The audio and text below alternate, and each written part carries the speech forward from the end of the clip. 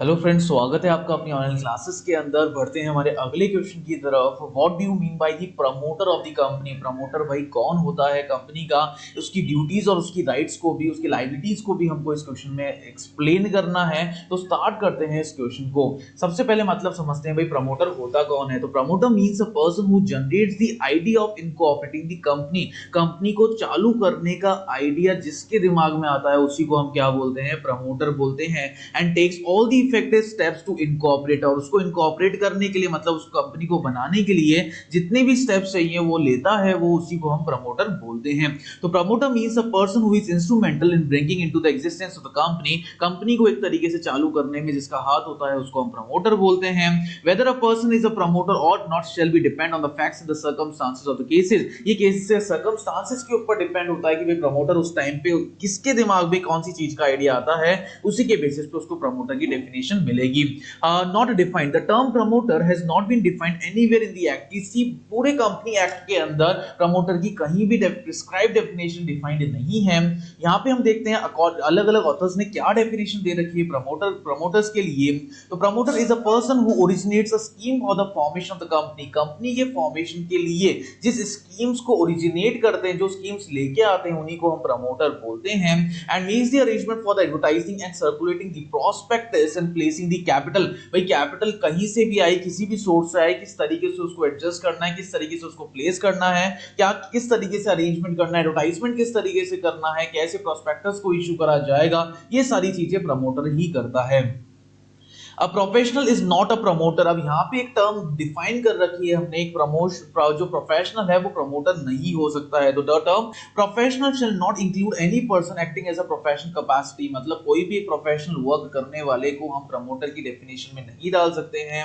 Where a professional does any work relating to the formation of the company. अगर कोई भी professional कोई भी ऐसा काम करता है जो कंपनी को फॉर्म करें या फिर उसके बिहाफ पे काम करता है, इसका मतलब ये नहीं है कि वो प्रमोटर बन जाएगा। मतलब कोई भी चीज की अगर आपको किसी भी काम को करने के आपको पैसे मिल जाए तो आप एक प्रोफेशनल वर्क कर रहे हो, आप उस कंपनी को खड़ी करने में कोई भी हेल्प नहीं हो रही है। Statutory interpretation of the term. Though the term promoter finds its place in the company law के अंदर प्रमोटर की एक अच्छी खासी प्लेस है, it has not been defined anywhere in the Companies Act 2013। लेकिन फिर भी इसकी डेफिनेशन कहीं भी डिफाइंड नहीं है प्रॉपर तरीके से। This is because the term does not have any legal connection with the but contain a business element। because क्यों नहीं है? बिकॉज कोई लीगल रिलेशन नहीं है यहाँ पे किसी भी चीज का प्रमोटर से, लेकिन बिजनेस के एलिमेंट के लिए सबसे ज्यादा रिस्पॉन्सिबल चीज कौन कौन है? प्रमोटर ही है। तो promotion is the term of the wide import denoting to the preliminary steps taken for the purpose of the registration and the flotation of the company। Company के फ्लोटेशन, कंपनी के registration के लिए promoter का होना बहुत ज्यादा जरूरी है। A promoter may be an individual, association, partner और कंपनी। प्रमोटर भाई कौन कौन हो सकता है? इंडिविजुअल भी हो सकता है, एक ग्रुप ऑफ पीपल्स भी हो सकता है, बहुत सारे लोग मिलके भी कर सकते हैं, कोई भी पार्टनर्स भी कर सकते हैं, कोई दूसरी कंपनी भी हो सकती है जो एज अ प्रमोटर एक्ट कर सकती है। तो according to the judicial interpretation of the term promoter there are the certain activities attributed to हम। अब कौन कौन सी एक्टिविटीज है जो प्रमोटर के ही हक में आती है वो भी हम देख लेते हैं। Controlling the management of such companies after the incorporation के बाद पूरा कंट्रोल किस तरीके से होगा मैनेजमेंट, ये भी कौन देखता है? प्रमोटर ही देखता है। Activities undertaken in excretion made towards the formation of the company and the assumption of the subsequent duties towards it. वो सारी एक्टिविटीज, इन एक्टिविटीज को हमको मेंटेन करना है कंपनी को फॉर्म करते वक्त, और क्या-क्या चीजें अज्यूम करनी है इन सारी ड्यूटीज को परफॉर्म करते वक्त।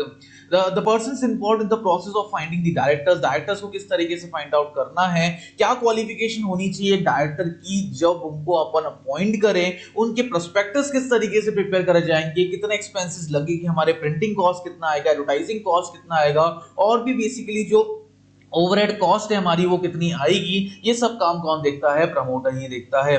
तो person acting in their professional capacity are not promoter unless they become the party the issuance of the shares. Person जो भी प्रोफेशनल कैपेसिटी में काम कर रहा है उसको हम प्रमोटर नहीं बोल सकते जब तक उसका वो अपना कोई भी एक पार्ट यहाँ पे शेयर्स के अंदर इन्वेस्ट नहीं कर देता। प्रोक्योरमेंट ऑफ द सब्सक्रिप्शन और acting outside the scope of their professional duties, जब तक वो प्रोफेशनल ड्यूटीज के अंदर एक्ट नहीं करता। In the view of the above the promoter is a person who exercise the substantial control over the company. एक promoter वो person होता है जो एक्सरसाइज करता है, सारा कंट्रोल कंपनी का उसी के ऊपर होता है। एक पर्सन जो अंडरटेक करता है सारा फ्लोटेशन कंपनी के ऊपर। The relationship between a promoter and the company which he has floated must be deemed to be the fiduciary relationship from the day the work of the floating of the company start. जब तक company incorporate नहीं होती है तब तक पूरा role किसका होता है भाई, प्रमोटर का ही होता है। सारे एक्सपेंसेस का देखने का काम प्रमोटर का है, सारे डायरेक्टर्स के ऊपर इन्फ्लुएंस करने का काम भी प्रमोटर का ही है। The status of the promoter is generally terminated when the board of directors has been formed। जैसे बोर्ड ऑफ डायरेक्टर्स फॉर्मेशन हो चुका है तो प्रमोटर का काम वहां पे खत्म हो जाता है और कंपनी को गवर्न करने पे वो रुक जाता है। The promoter have a certain basic duties towards the company। अब कंपनी के ऊपर कुछ ना कुछ ड्यूटीज भी होती है हमारे प्रमोटर की। क्या क्या ड्यूटीज होती है, सबसे पहले हम देखते हैं he must not make any secret profit out of the promotion of the company. Company को प्रमोट करते वक्त, कंपनी को इनकॉर्पोरेट करते वक्त कोई भी ऐसा कोई सीक्रेट प्रॉफिट का क्राइटेरिया नहीं होना चाहिए उसके मन में। Secret profit is made by entering into a transaction on his own behalf and then selling the concern property to the company at a profit without making disclosure of the profit of the company to its members. अब secret profit का यहाँ पे मतलब क्या है, सिर्फ छोटा सा मतलब है कि अगर अपने बिहाफ पे उसने कोई भी ऐसी प्रॉपर्टी खरीद ली है और उसके बाद कंपनी को वो प्रॉपर्टी अच्छे प्रॉफिट के अंदर उसने बेची और इस चीज की भनक मेंबर्स को लग ही नहीं रही है, तो ये बेसिकली एक सीक्रेट प्रॉफिट का क्राइटेरिया हो गया जो प्रमोटर नहीं कर सकता है। The promoter can make the profits in dealing with the companies provided his disclosure there these profits of the company। अब प्रमोटर प्रॉफिट्स कमा सकता है लेकिन इन सब चीजों की इंफॉर्मेशन सारे मेंबर्स के पास होनी चाहिए। Why what is not permitted is making the secret profits, that is making the profits without disclosing। Secret profits को वो नहीं कमा सकता, मतलब बिना डिस्क्लोज करके अगर कोई वो प्रॉफिट अर्न कर रहा है तो वो नहीं माना जाएगा। He must make the full disclosure of the company for all the relevant facts including to any profit made by him in the transaction with the company। सारा डिस्क्लोजर उसको करना पड़ेगा, सारे फैक्ट्स बताने पड़ेंगे, जिस भी चीज के लिए उसके अंदर प्रॉफिट इंक्लूड है वो सब उसको बताना पड़ेगा जो भी वो कंपनी के साथ कर रहा है।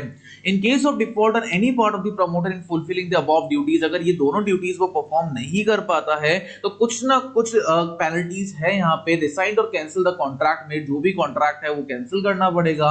And if he has made the profit on the related transaction then the profit में आल्सो मे बी रिकवर्ड। अगर कोई भी ट्रांजैक्शन के ऊपर वो सीक्रेट प्रॉफिट अर्न कर लेता है तो उसकी रिकवरी कंपनी कर सकती है। Retain the property paying no more for it than what the promoter has paid for depriving him to secret profit। retain करना वो सारी प्रॉपर्टीज को दोबारा से जिसकी वजह से प्रमोटर ने एक सीक्रेट प्रॉफिट अर्न करा था। if these are not appropriate, अगर ये appropriate नहीं है, जितने भी केसेस है, the company can sue him to the breach of trust। तो कंपनी उनको क्या क्लेम कर सकती है, breach of trust के लिए, ट्रस्ट तोड़ने के लिए। damages up to the difference between the market value of the property and the contract prices can be recovered from him। अब कॉन्ट्रैक्ट के जितने भी प्राइसेस है, प्रॉपर्टी का जितना भी छेड़ाछाड़ी उन्होंने करी है, वो सारा पैसा वो वसूल कर सकते हैं प्रमोटर से। तो प्रमोटर में भी rewarded bye the company for the efforts taken by him. लेकिन अगर डिफॉल्ट्स की अगर हम बात करें तो यहाँ पे अगर दूसरा केस देखें तो प्रमोटर को रिवॉर्ड भी मिलता है कंपनी को इनकॉर्पोरेट करने का। द कंपनी में पे द रेम्युनरेशन, कंपनी रेम्युनरेशन पे करती है जो भी सर्विसेज एक प्रमोटर रेंडर कर रहा है। एक प्रमोटर जब भी प्रॉफिट कमाता है किसी भी ट्रांजेक्शन से या कंपनी से तो उसका पूरा डिस्क्लोजर अगर कर देता है मेंबर्स को और कंपनी को, तो उसके अंदर भी वो बहुत अच्छी अर्निंग कर सकता है। द प्रमोटर में sell his property for a fully paid share in the company after making the full disclosure। पूरा डिस्क्लोजर करने के बाद अपने जितने शेयर्स हैं वो अपनी कंपनी के अंदर डाल सकता है। The promoter may be given an option to the buy further shares of the company। Promoter के पास ऑप्शन भी होता है कि वो आगे भी खरीद सकता है कंपनी के शेयर्स को। द प्रमोटर में give the commission on the shares के ऊपर भी उनको कमीशन मिलता है जब भी वो शेयर्स सोल्ड करते हैं या बेचते हैं। The articles of the company में provide for the fixed sum to be paid by the company to him. एक फिक्स सम भी होता है उनके पास जो कंपनी उनको पे करती है। Such provision has no legal effect, the promoter can not sue to enforce it. But अब ये सब चीजें लीगल इफेक्ट नहीं लेके आ रही, मतलब कंपनी को आप क्लेम नहीं कर सकते भाई तुमने हमारा कमीशन नहीं दिया है, ये कंपनी अपनी इच्छा से देती है। And if the company make such payment, अगर कंपनी ऐसा कोई पेमेंट करती है, it can not be recovered back, तो उसको आप वापस से रिकवरी भी नहीं करा सकता, मतलब दोनों की एंड से रिकवरी पॉसिबल नहीं है।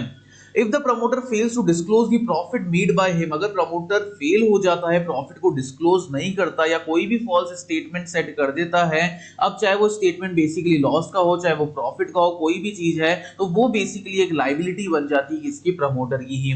The promotion is liable for the untrue statement made in the prospectus, prospectus के अंदर कोई भी ऐसी चीज है जो झूठ लिखी हुई है तो उसके लिए भी लायबल प्रमोटर को ही माना जाएगा।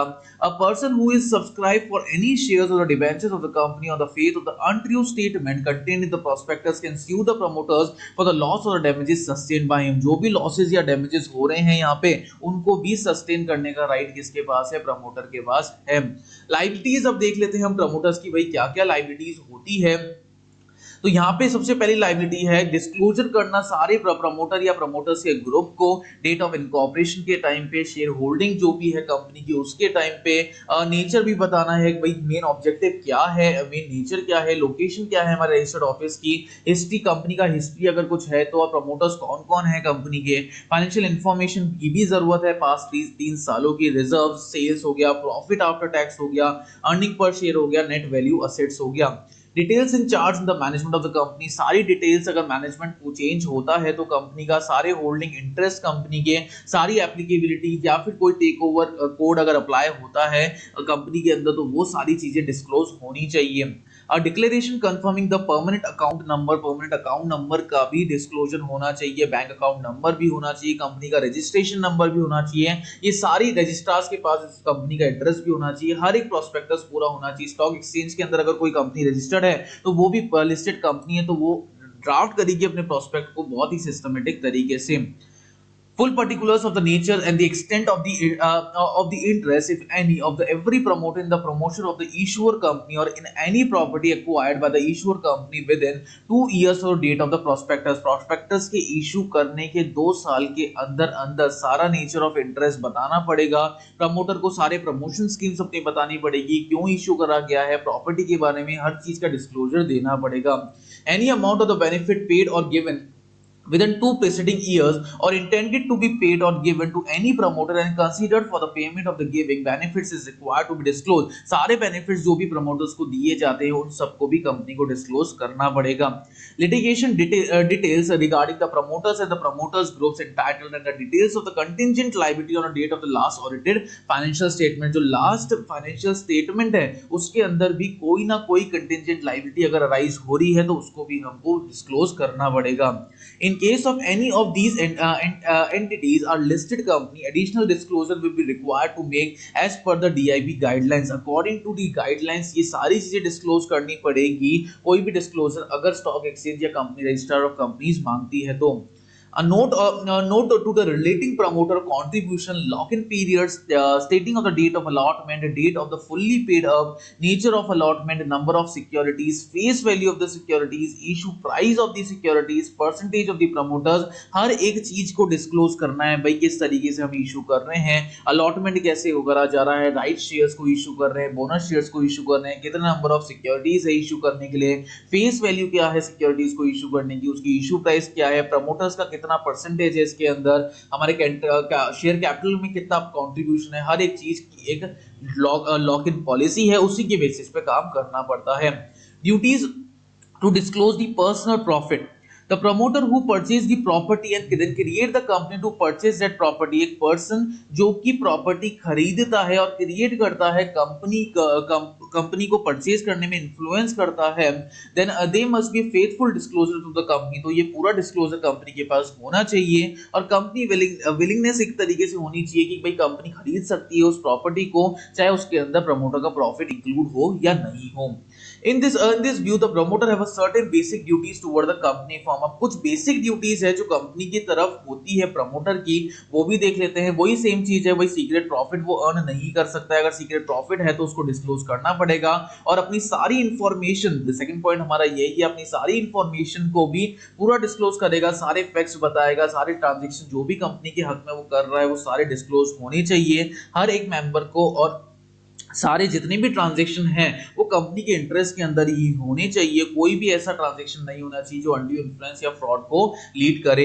इन केस ऑफ डिफॉल्ट, अगर डिफॉल्ट होता है इन सब चीजों से तो ऑब्वियसली बात है रिकवर कर सकते हैं, वो सारे कॉन्ट्रैक्ट को भी रिसाइन खत्म करना पड़ेगा, परचेज प्राइस को रिकवर कर सकते हैं, जो भी प्रॉपर्टी उन्होंने सोल्ड करी है कंपनी को, प्रॉफिट जो कमाया है उसको भी रिकवर करते हैं प्रमोटर से, जो भी क्लेम्स वगैरह होते हैं हमारे उनको भी रिकवर करा जाता है प्रमोटर्स के थ्रू। लायबिलिटीज प्रमोटर्स की हमने ऊपर भी देख ली है, दोबारा से देख लेते हैं। तो प्रमोटर लायबल है सारे शेयर्स को अलॉट करने में, अगर मिस स्टेटमेंट करता है वो किसी भी प्रोस्पेक्टस का तो उसको इम्प्रिजनमेंट है 2 साल का और फाइन है 50,000 रुपए का, अगर कोई भी इंफॉर्मेशन जो प्रोस्पेक्टस में लिखी है वो झूठ लिखी है तो। In the course of the winding up of the company, और कंपनी के वाइंडिंग अप के टाइम के अंदर जब एप्लीकेशन जाती है ऑफिशियल लिक्विडेटर के पास, द कोर्ट में make the promoter liable for the breach of trust. Breach of trust के लिए प्रमोटर को भी लायबल माना जाता है इस केसों के अंदर।